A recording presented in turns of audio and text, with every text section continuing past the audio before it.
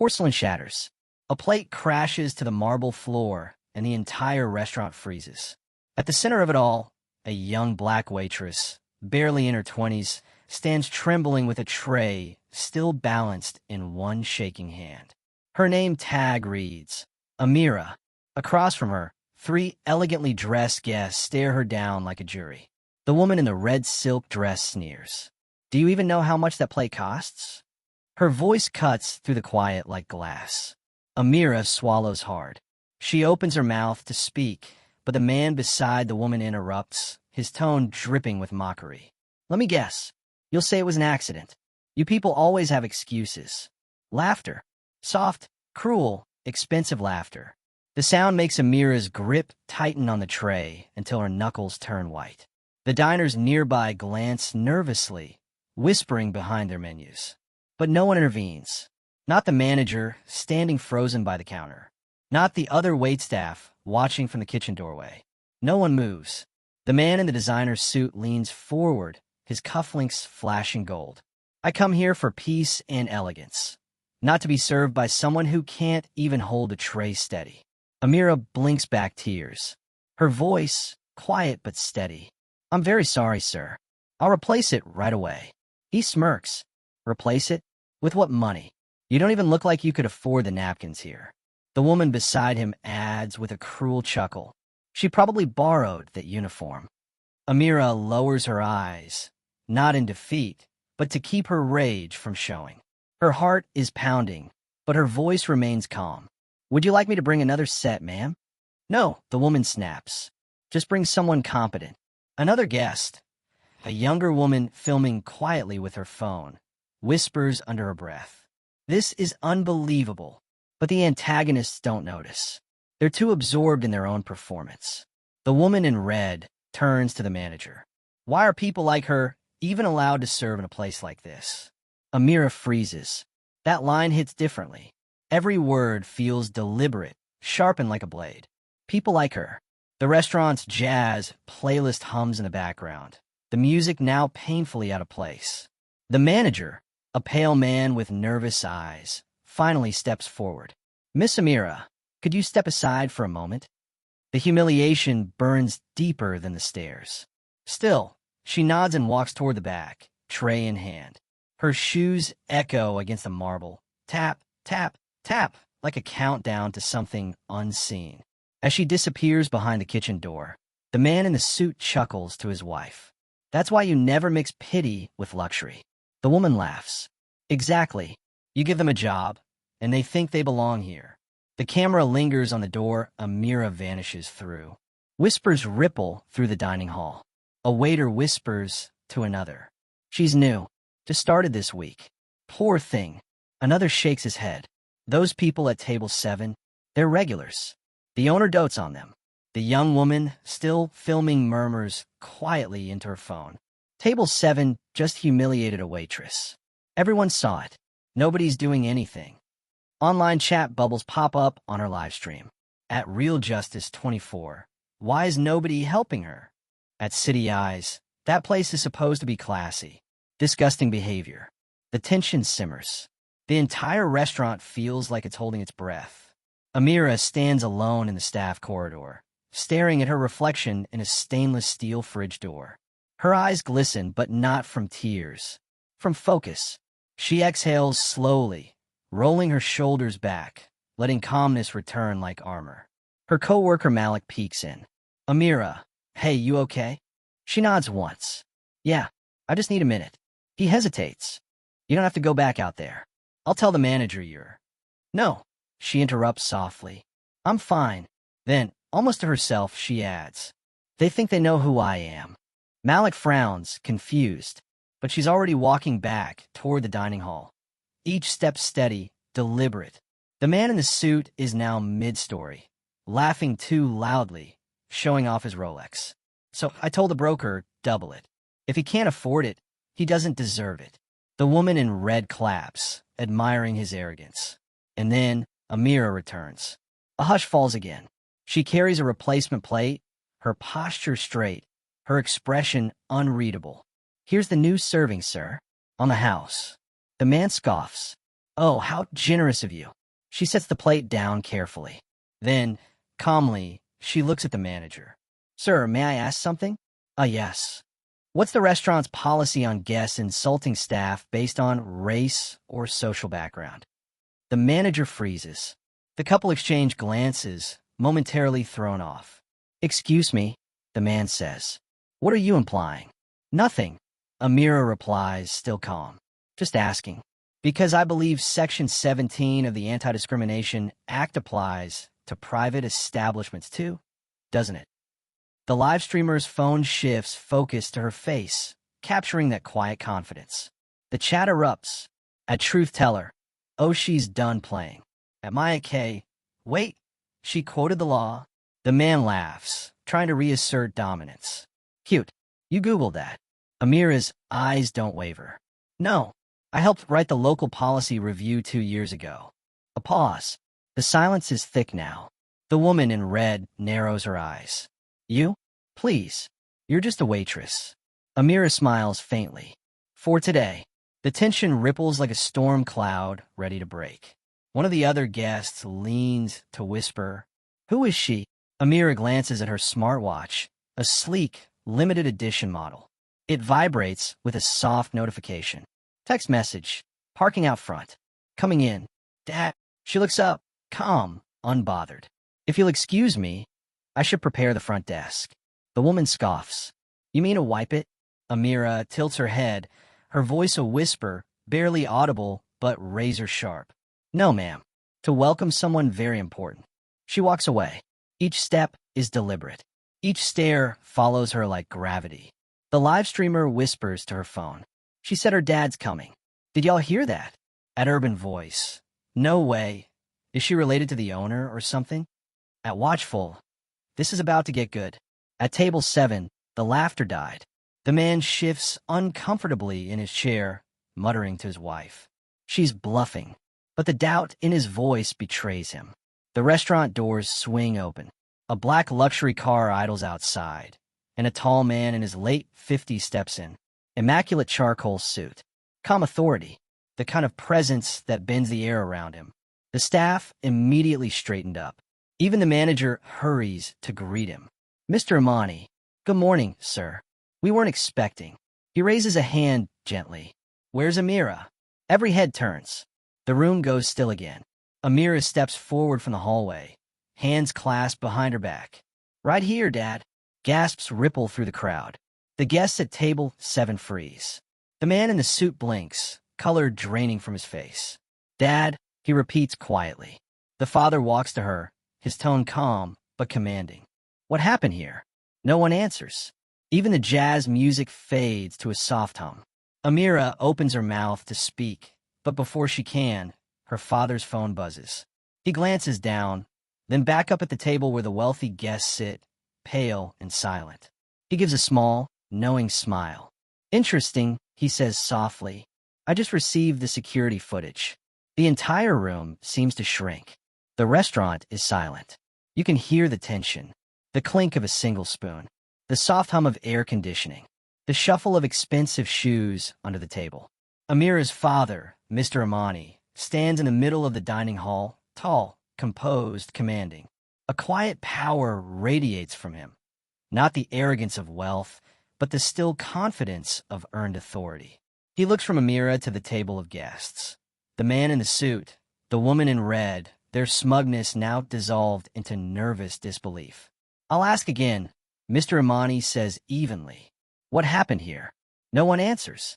The manager fidgets beside him, eyes darting between his employer and the guests he's been too afraid to confront. Sir, the manager begins, voice trembling. There was a misunderstanding. A misunderstanding? Mr. Imani repeats slowly. Is that what we're calling public humiliation now? He glances toward the live streamer, the young woman still holding up her phone. I believe the footage speaks for itself. Her hand shakes slightly as she lowers the phone. Sir, it's already everywhere, she says quietly. Over 20,000 people are watching. Gasps ripple across the room. The man in the suit stiffens. You're live, he barks. Yes, Mr. Imani replies, his tone unflinching. And that's the only reason anyone told the truth today. He turns toward his daughter. Amira, would you like to speak before I do? She nods once, steps forward, and faces her tormentors, not as a waitress, but as a woman standing in her full dignity. Her voice is calm, controlled, but it carries. A few minutes ago, you mocked me for dropping a plate. You told me people like me don't belong here. You spoke loudly enough for everyone to hear because you assumed I couldn't respond. She takes a breath. But what you didn't know is that this restaurant, this hotel, and every policy within it exists under the company my family built. Whispers. One of the other diners mutters. She's the owner's daughter? Amira's gaze doesn't waver. I was here this week under staff review to observe how employees are treated when management isn't looking. It's something I do quietly, often. Because the true test of a luxury brand isn't how it treats the wealthy, it's how it treats the people who serve them. The man in the suit sputters. You're lying? Mr. Monty steps forward, slides a sleek business card across the table. She's not. The card bears the gold embossed seal, Grand Metropolitan Group, Executive Board Member, Amira Imani. The woman in red covers her mouth. The man's confidence cracks completely. You mean she's... Mr. Imani's voice cuts through him. My daughter. And your arrogance just turned a dining experience into a corporate ethics case study. The live stream chat explodes. At Justice for All, OH. My God. The waitress is the owner's daughter? At Ethical Boss, this is how you teach respect without shouting. Legendary. At View from Table 7, he's done. She played the long game. Mr. Imani gestures toward the manager. Bring me their reservation file. The manager obeys immediately, pale and sweating. Mr. Imani flips through the tablet, scanning the guest details. Mr. and Mrs. Alden Pierce, founders of Pierce Equity Group. He looks up, his tone still polite, dangerously polite. You came here today to finalize your sponsorship deal with us, correct? Alden's voice breaks. Mr. Imani, please, this was a misunderstanding. I deeply respect. Respect. Mr. Imani interrupts softly. You don't respect people. You perform respect when it benefits you. A hush. Even the kitchen doors have stopped swinging. Amira folds her hands in front of her. Dad, she says quietly, let's not make a spectacle. Just make it right. Her father nods. Agreed. He looks back at the guests.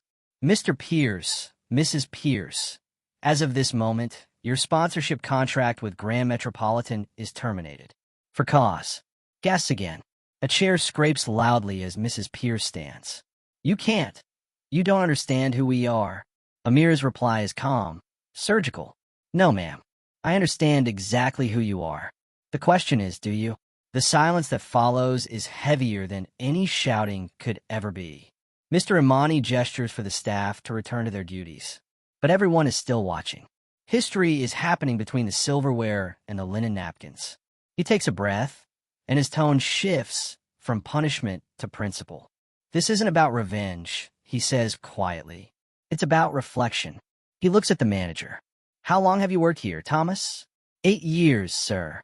And in those 8 years, how many times have you seen guests mistreat staff and say nothing? Thomas hesitates. Too many, sir. Why? Because I didn't want to lose my job. Amira steps in gently. That's the real problem. Fear protecting arrogance. She turns toward the room, not addressing just the perpetrators anymore, but everyone. Luxury means nothing if dignity isn't part of the experience. She takes the manager's tablet, pulls up the internal reports, and reads aloud. In the last year alone, employee turnover in our high-end branches reached 39%. The primary reason cited? Customer mistreatment and management silence. She glances toward her father. We can't fix what we refuse to face. The live streamer whispers. She's giving a masterclass in leadership right now. At Public, this is corporate accountability done right. At Just Vibes, not revenge reform. I love her. Amira faces the room again. Here's what happens next. She points gently toward the Pierce's table. You'll receive a formal letter voiding your partnership and banning your company representatives from all Grand Metropolitan properties worldwide. Not as punishment, but as consequence. She looks to the manager next. Thomas, you're not fired. You're being reassigned, training lead for staff empowerment. I want you to design workshops teaching our team how to report abuse safely. You'll have my full support. Thomas's eyes well up. Thank you, Miss Amira. I won't waste the chance. She turns to the rest of the staff, who have gathered quietly near the kitchen. To everyone who watched and said nothing. This is your wake-up call. Silence protects power, but courage protects people. A murmur of agreement. Even some guests at other tables clap softly. Mr. Monty steps forward again, his tone now one of mentorship. My daughter once told me that she doesn't want to inherit just a business. She wants to inherit a culture worth defending. Today, I think she proved she already has. He looks directly at the camera, still streaming live. For anyone watching, remember, wealth doesn't define worth. Behavior does. The chat floods again. At Changemaker, I'm literally crying. This hit deep. At Corporate Soul, quote that last line and frame it. At Everyday Worker, this made me believe in justice again. Security quietly escorts the Pierces out, not with aggression, but with quiet authority. The woman in red refuses to meet anyone's eyes. Alden mutters something about calling his lawyer, but even he sounds like he knows it's over. As they step outside, reporters, alerted by the viral livestream, begin to gather at the entrance. Inside, the atmosphere shifts. The weight lifts. Staff members exhale. Some even smile for the first time all morning. Amira walks back to the table where the shattered plate had fallen earlier. The shards have already been swept, but she kneels anyway, running her hand gently over the clean floor. Let's make sure this never happens again, she whispers. 3 months later, the camera pans across the same restaurant. Now bright, alive, and different. Name tags have changed. They now read Hospitality Ambassadors. Staff meetings begin with wellness check-ins. A poster near the entrance reads, "Respect is the dress code." The livestream clip of that fateful morning has reached 48 million views. It's been studied in universities, quoted in boardrooms, shared by leaders worldwide. Headlines read, Grand Metropolitan sets new standard for ethical luxury. Viral incident sparks industry-wide policy change. Amira sits in her father's office, sunlight streaming across the table. He smiles at her with quiet pride. You turned chaos into change, he says softly. She shakes her head. We turned silence into a system of accountability. That's what matters. On the wall behind her, a new framed quote hangs. Luxury is not what you own. It's how you treat those who serve you. Later that day, Amira walks through the restaurant again, this time not undercover, but as herself. Employees greet her warmly. A new hostess, nervous but smiling, says, Miss Amira, I just wanted to thank you. When guests cross the line now, we know we'll be backed up. Amira smiles. That's all I ever wanted. Safety, not silence. A reporter nearby asks for a comment. Amira pauses, then speaks directly to the camera, the same way she had that morning, only now with peace in her voice. Real power isn't humiliating those who wronged you. It's building systems where wrong becomes impossible. In every workplace, there are moments that test who we are, when comfort tempts us to stay quiet and conscience begs us to speak. What you do in those moments defines culture more than any logo ever will. So when you see injustice, don't just whisper about it. Stand up, even if your voice shakes. Because sometimes the waitress is the owner's daughter, and sometimes she's simply a human being who deserves respect. If this story moved you, share it. Let it remind the world that empathy is power.